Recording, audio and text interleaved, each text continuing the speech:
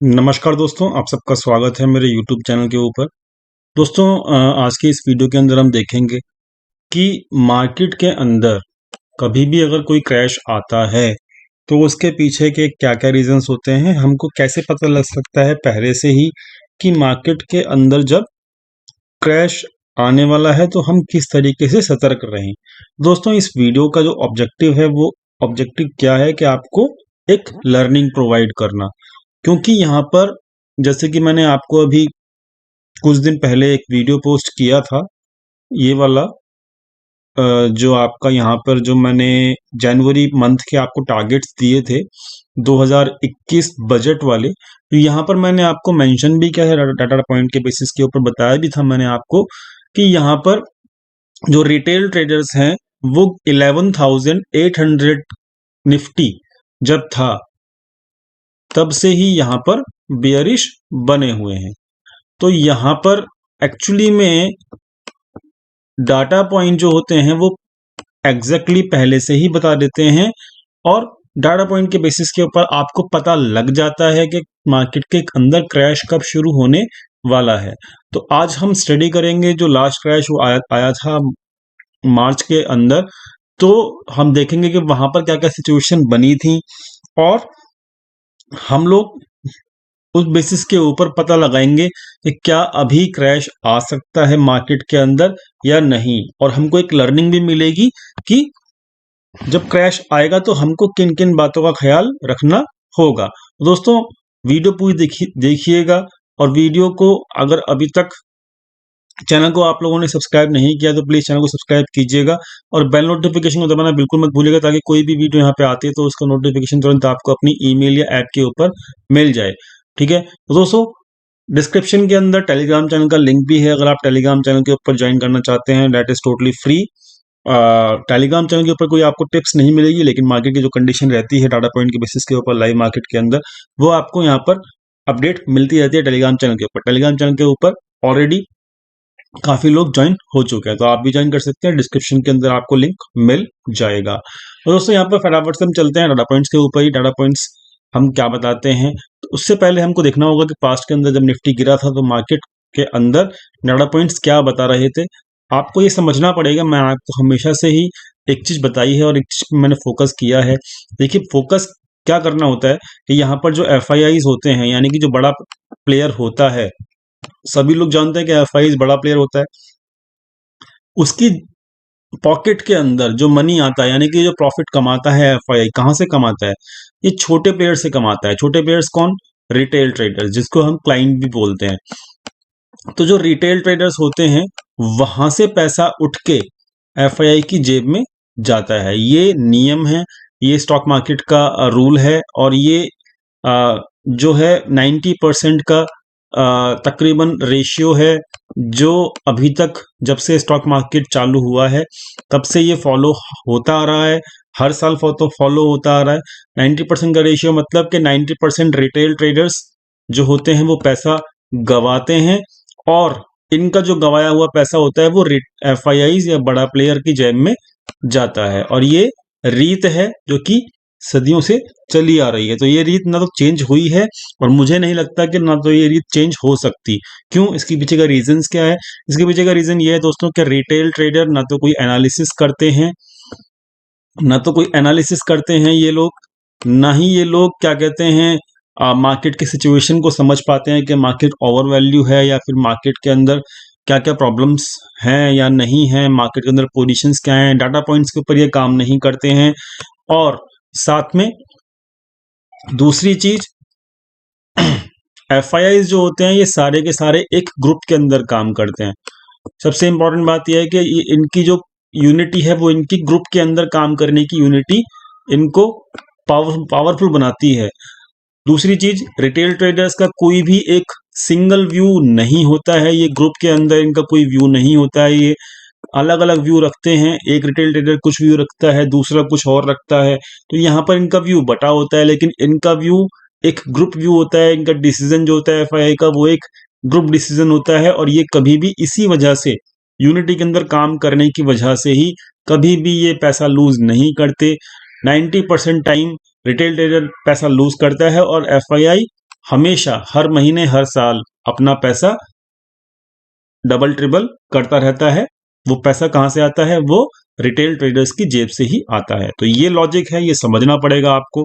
तो इसलिए जो फाइट चलती है वो फाइट किस किस के बीच में चलती है?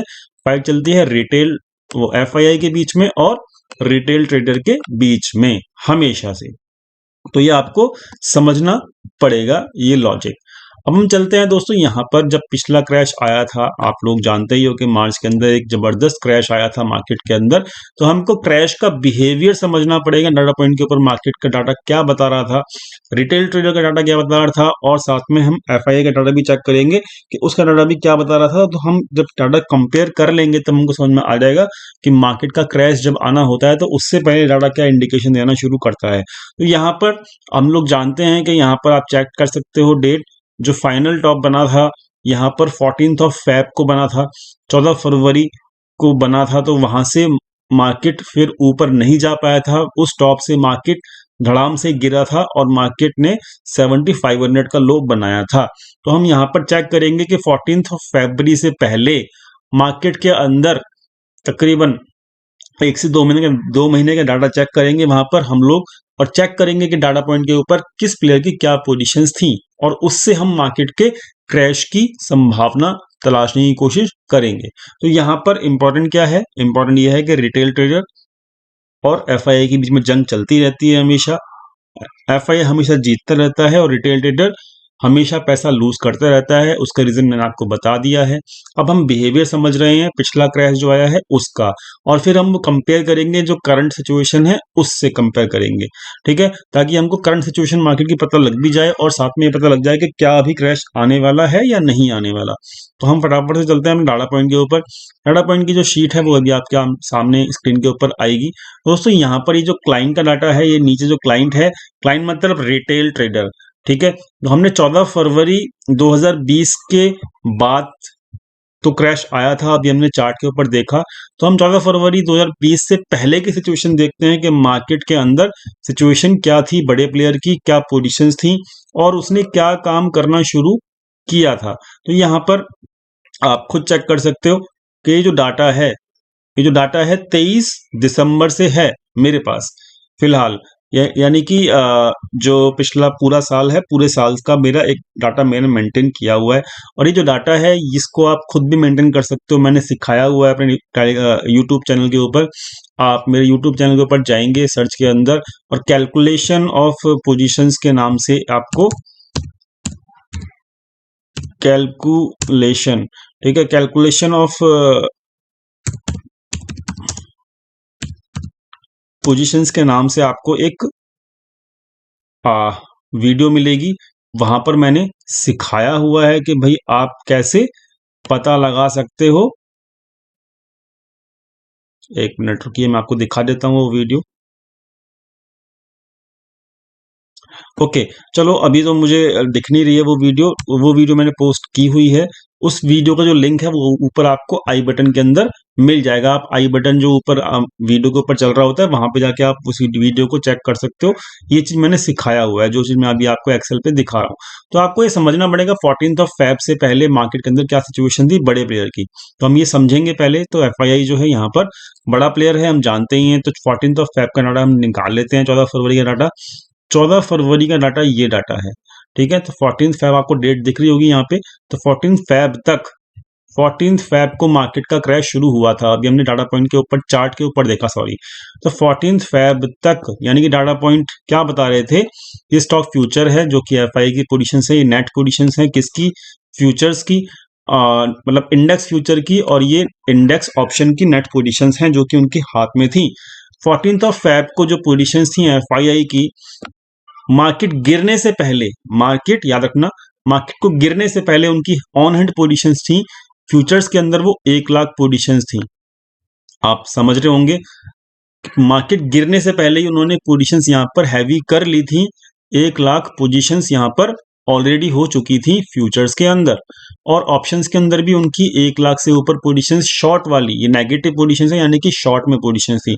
तो ये शॉर्ट में पोजीशंस उनकी इंडेक्स ऑप्शंस और इंडेक्स फ्यूचर्स के अंदर 14 फैब तक उनकी पोजीशंस बन चुकी थी, और इस वजह से वहां से मार्केट ऊपर नहीं उठ पाया, क्योंकि बड़ा प्लेयर कभी पैसा लूज नहीं करता। तो अभी हमको ये चेक करना पड़ेगा कि यहाँ पर जो शॉर्ट पोजीशंस बनानी शुरू करी, उन्होंने कब से बनानी शुरू करी और उनको कितना टाइम लगा शॉर्ट पोजीशंस को क्रिएट करने में। तो यहां पर आप खुद चेक कर सकते हो कि उन्होंने अपनी लॉन्ग पोजीशंस जो है वो तकरीबन दिसंबर फर्स्ट ऑफ ये 1 जनवरी से ही उन्होंने अपनी लॉन्ग पोजीशंस जो उनकी ऑन एंड थी, जो ये उनकी फ्यूचर्स की लॉन्ग पोजीशंस आपको दिख रही हैं, ये लॉन्ग पोजीशंस उन्होंने अपनी स्क्वायर ऑफ करनी शुरू कर दी थी और ये लॉन्ग पोजीशंस जो हैं उनकी स्क्वायर ऑफ होनी शुरू हो चुकी थी यहाँ पर तकरीबन फर्स्ट ऑफ मतलब ये आपका है 6 जनवरी 6 जनवरी के आसपास जब नया साल एंटर हुआ था 2020 का, तब उन्होंने अपनी पोजीशन स्क्वायर ऑफ करनी शुरू कर दी थी और वो पॉजिटिव से नेगेटिव होना शुरू हो गए थे कहां पर, ऑप्शंस के अंदर भी, और लॉन्ग पोजीशन उन्होंने क्लोज करनी शुरू कर दी थी पहले से ही। तो यानी कि यहां पर जब मार्केट 10th ऑफ जनवरी में था, 10th ऑफ जनवरी, तो अभी हम चेक कर लेते हैं, चेक कर लेते हैं यहाँ पर हम 10th ऑफ जनवरी जो यहाँ पर डाटा है ये वाला यहाँ पर, ठीक है, जब मार्केट 12,260 के आसपास था, तब यहाँ पर इससे पहले का जो डाटा था अभी हमने चेक किया कि वो पॉजिटिव डाटा था, लेकिन 10th ऑफ जनवरी से एग्जैक्टली यहाँ पर डाटा पॉइंट ने बता दिया था कि वहां पर मार्केट के अंदर बड़ा प्लेयर ने अपनी लॉन्ग पोजीशंस क्लोज करनी शुरू कर दी है और उसको 10th ऑफ जनवरी से लेकर 14th फेब तकरीबन 1 मंथ का टाइम लगा मार्केट के अंदर, 1 मंथ का टाइम लगा उसको, किसको, एफआईआई को अपनी लॉन्ग पोजीशंस को क्लोज करने में। अभी हमने चेक किया ना डाटा पॉइंट के ऊपर, उन्होंने अपनी लॉन्ग पोजीशंस को क्लोज किया और क्लोज करने के बाद उन्होंने अपनी शॉर्ट पोजीशंस को बिल्ड कर लिया जो कि बहुत हैवी थी, और इस पूरे प्रोसेस के अंदर उनको 1 मंथ का टाइम लगा, किसको, एफआईआई को। और उन्होंने इस 1 मंथ के अंदर क्या किया आप खुद चेक कर सकते हो, वहां पर एक कंसोलिडेशन मार्केट के अंदर रहा तकरीबन 500 पॉइंट का।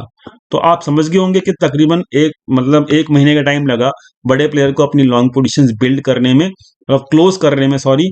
और वहां पर क्लोज करने के बाद 14th ऑफ फेब जब मार्केट का क्रैश शुरू हुआ था, तब उन्होंने अपनी पोजीशंस ऑलरेडी बिल्ड कर ली थी। अब हम चेक कर लेते हैं दोस्तों यहाँ पर डाटा क्लाइंट का। तो ये क्लाइंट का डाटा है यहाँ पर, इस डाटा को भी अगर हम चेक करेंगे तो आप यहाँ पे चेक कर पाएंगे कि ये लोग क्या कर रहे थे वहां पर। तो यहाँ पर आप चेक कर सकते हो ये लोग नेगेटिव में थे, लेकिन ये धीरे धीरे पॉजिटिव में होना शुरू हो गए थे एग्जैक्टली उसी वक्त से जब ये एफआईआई ने अपनी लॉन्ग पोजीशंस क्लोज करनी शुरू करी। तो इन्होंने अपनी लॉन्ग पोजीशंस बिल्ड करनी शुरू करी, किन लोगों ने, रिटेल ट्रेडर्स ने। और साथ में आप चेक कर सकते हो कि ये ऑप्शंस में कितने ज्यादा बुलिश थे उस वक्त जब मार्केट का टॉप बिल्कुल नजदीक था एफआईआई के डाटा पॉइंट के बेसिस के ऊपर। और आप चेक कर सकते हो कि तकरीबन 14th ऑफ फेब तक इनकी पोजीशंस किस तरीके की थी। तो यहाँ पर 14th ऑफ फेब की डेट भी आपको दिख जाएगी, ये 14th ऑफ फेब की डेट है। तो यहाँ पर तकरीबन वही 1 लाख पोजीशंस, 97,000 पोजीशंस बुलिश में थी, किसकी, रिटेल ट्रेडर्स की, और तकरीबन 3 लाख पोजीशंस 14th फेब को रिटेल ट्रेडर की ऑप्शंस में बुलिश थी।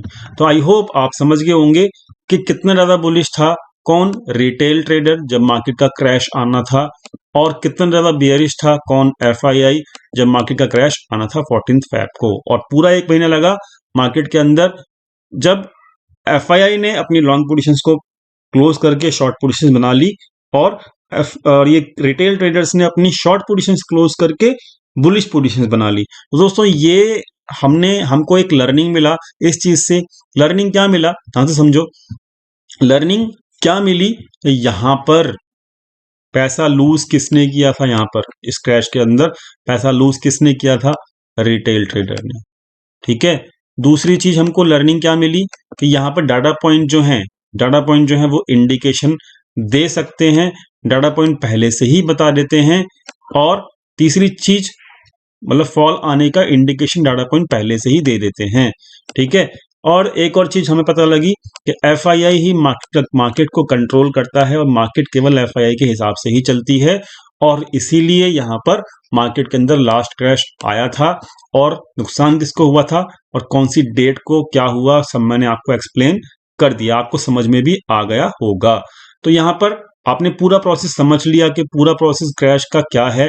क्रैश को लाने से पहले बड़ा प्लेयर हमेशा अपनी पोजीशंस को क्लोज करता है, चाहे वो फ्यूचर्स की पोजीशंस हो, चाहे वो ऑप्शंस की पोजीशंस हो, सारी बुलिश पोजीशंस क्लोज करता है। और जब वो क्रैश लाता है उस वक्त वो हैवी इक्विटी को सेल ऑफ करता है। आई होप आप ये समझ गए होंगे। एफआईआई क्या करता है, ये तीनों सेक्शन में से अपना सारा माल बेच देता है। फ्यूचर में से ऑलरेडी माल बेच के शॉर्ट पोजीशंस क्रिएट कर लेता है, ऑप्शंस में से अपनी बुलिश पोजीशंस क्लोज करके शॉर्ट पोजीशंस क्रिएट कर लेता है। और जब ये फॉल आता है नीचे वाला जबरदस्त तरीके से, तब वो दबा के अपना पूरा का पूरा इक्विटी का माल बेच देता है।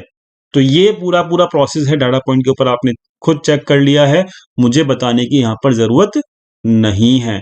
और दूसरी चीज, अभी जो मार्केट का ये अभी अप ट्रेंड चल रहा है, तो ये अप ट्रेंड सिंपल सी बात है कि हमने चेक किया था अभी जो हमने चेक किया था डाटा पॉइंट, वो मैं दोबारा अभी नहीं दिखाऊंगा क्योंकि लेंथी वीडियो हो जाती है। आप इस वाले जब ये टारगेट्स ऑफ निफ्टी, ये जो targets of Nifty and bank Nifty of January month, इसको जाके आप चेक करेंगे तो आपको समझ में आ जाएगा। मैं डाटा पॉइंट वहाँ पे इसी फाइल का शो किया था आप लोगों को, वहाँ पर आपको साफ साफ दिख रहा है कि मार्केट के अंदर 11,800 का जब 3rd ऑफ नवंबर को जब हाई बना है, हाई मतलब हाई तो नहीं है, लेकिन 3rd ऑफ नवंबर को जब मार्केट 11,800 के आसपास था, इस लेवल के आसपास, तब से ही यहाँ पर रिटेल ट्रेडर्स केवल और केवल शॉर्ट पोजीशंस में खड़ा है और हैवी शॉर्ट पोजीशंस हैं उसकी। और रिटेल ट्रेडर्स को ये लगता है कि अब मार्केट गिरा और अब मार्केट गिरा, ठीक है। लेकिन और ये बिकॉज क्योंकि उनकी फ्यूचर्स में और ऑप्शंस में बहुत शॉर्ट पोजीशंस है, किसकी, रिटेल ट्रेडर्स की। और इसी वजह से इसका फायदा कौन उठा रहा है, मार्केट का sentiment retail point of view से, retail trader point of view से पूरा का पूरा शॉर्ट है, पूरा का पूरा बेरिश है। और इसी चीज का फायदा कौन उठा रहा है यहाँ पे करंट सिचुएशन के अंदर, वो उठा रहा है एफआईआई, क्योंकि जबरदस्त बुलिश है, इक्विटी के अंदर बाइंग चल रही है, किसकी, एफआईआई की। फ्यूचर्स में उसकी बुलिश पोजीशन से, जबरदस्त बुलिश पोजीशन है जो कि पीक पे बैठी हुई हैं इस वक्त। और ऑप्शंस में भी वो लोग बुलिश हैं, कौन, एफआईआई। तो अभी आप समझ गए होंगे कि मार्केट का क्रैश अभी आने वाला है या नहीं आने वाला, बिल्कुल नहीं आने वाला है। और यहां से 11,800 से मार्केट में केवल और केवल कौन शॉर्ट बैठा हुआ है, रिटेल ट्रेडर शॉर्ट बैठे हुए हैं, और एफआईआई दबा के अपना पैसे को डबल ट्रिपल कर रहा है। आई होप आप समझ गए होंगे।